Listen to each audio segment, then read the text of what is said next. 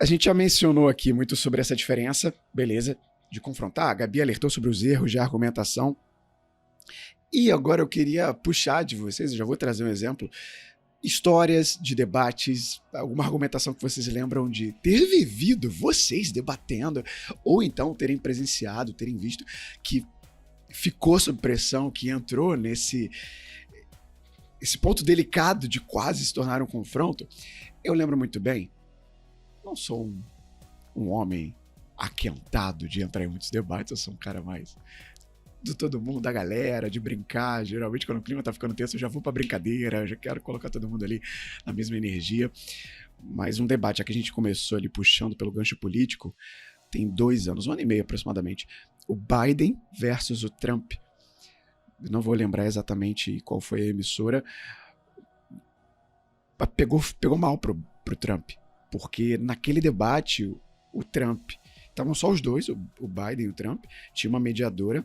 O Trump, além de ir pro ponto do ataque, de não usar um argumento construído por ele em cima do tema destacado, ele só quis pegar o que o Biden falou e inverter e acusar e atacar. Ele ainda provocou a mediadora. E toda a repercussão pós-debate foi muito negativa para ele. Foi positiva só para aquele eleitorado dele, mas foi muito negativa de maneira geral. Isso é o que eu lembro de um debate político que marcou. Eu não lembro, de fato, de debates políticos brasileiros. Não tem nenhum na minha memória guardado, mas eu queria saber de vocês, se vocês lembram de algum... Já participaram de algum debate? Ah, claro, tá, vai, não pode deixar de falar isso. Os trabalhos finais da disciplina de Media Training do Anderson... que, pelo amor de Deus, ele coloca a gente numa bancada de jornalistas, ele faz uma coletiva de imprensa, e ali todo aluno não passa uma agulha, porque ele vai pra cima do aluno e coloca a gente sob pressão. Então, trazendo um que eu vi e um que eu presenciei, inclusive eu já fui convidado pelo Anderson para ser jornalista em coletiva de imprensa do trabalho, e é maravilhoso. É legal participar. Então eu quero saber de vocês. Alguém tem alguma história na cachola aí? Algum debate? Eu quero dizer que eu não vou comentar a minha aula, né? Eu não vou gerar provas contra mim. A gente já começa, né, nessa zona, nessa relação. Mas, diferente do Nélio, eu tenho lembranças muito fortes. Eu era muito novo. Pra quem, galera que tá ouvindo, que é novinha, que tá ouvindo, né? O Insider, vamos dar uma gugada, que é o grande marco, né, na época da redemocratização brasileira, que foi o debate do Lula e do Collor.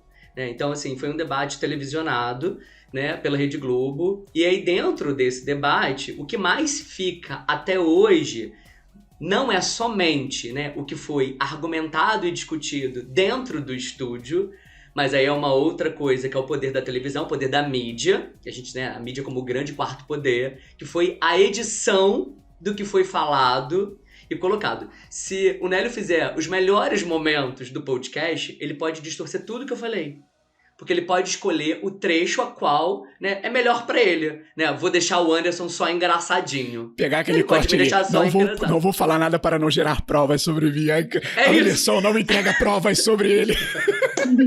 É a abertura do podcast. Você pode colocar, você vai falar assim, a pessoa pode, né, gerar curiosidade. Né? O que o Anderson tá falando que tá gerando prova contra ele? E aí, na verdade, é uma outra, né, linha quando você consegue entender o todo. E dentro daquele debate, né, a gente estava dentro de um processo, né, da primeira grande escolha, né, da população brasileira na volta da democratização, né, do poder do voto. E aí o brasileiro estava em dúvida entre 2 grandes candidatos. A gente também tem naquela época o Maluf, gente, pelo amor de Deus, né, o melhor candidato para debate, porque você pergunta A, ele responde B, e não porque ele é o melhor, é porque ele sabe enrolar quando ele não tem resposta. Se o Nélio falasse, não, a aula do Anderson de Media Training é um confronto. Se eu não quisesse falar sobre o confronto, eu falava, gosto muito de dar aula. A aula é o que muda a minha vida. Né? Então, ele usava uma das técnicas, né, de debate para você conseguir convencer o outro, para você conseguir convencer a sua audiência. Ele usa uma técnica que não é legal. Né? A gente hoje claramente tem, né, essa percepção de quando você pergunta A e o candidato está indo para B ou C, ele está saindo, né, pela tangente. E aí, nesse debate, a gente tem claramente essas 2 vozes antagônicas numa grande discussão. E depois a gente tem a eleição seguinte, A gente ainda tem Lula e Fernando Henrique. Então, só que o que acontece? Depois de Fernando Henrique, um grande processo de media training, né, pro Lula. Então, ele teve que diminuir os ataques, ele teve que diminuir o ato de discussão e ele se colocar mais com argumento. Então, assim, para mim é um grande embate. Eu sempre lembro, né, dessa eleição como o debate da mídia, né? A mídia fez, né, o grande espetáculo dela e aí a gente não soube a verdade. Não chegou para toda a população a informação final. Eu tô falando de 1989, eu tô falando de uma época que a internet não estava aqui. Então a gente só era informado. Era gravado por um o debate, papel, não era ao vivo? Tinha, e depois tinha nas matérias, né, nas edições, os melhores momentos. E aí nos melhores momentos foi colocado... E aí, por ser um candidato em que a emissora queria que ganhasse, foi privilegiado um lado. Aí vamos lembrar, né? O jornal de papel, que quase ninguém mais lê, ele é um papel. Ele depende da sua interpretação. Você tem que ler e interpretar o que o jornalista está escrevendo. E aí, dentro do debate, a gente aprende que palavras, sinônimos, algumas colocações, elas podem, de fato, mudar a compreensão da informação.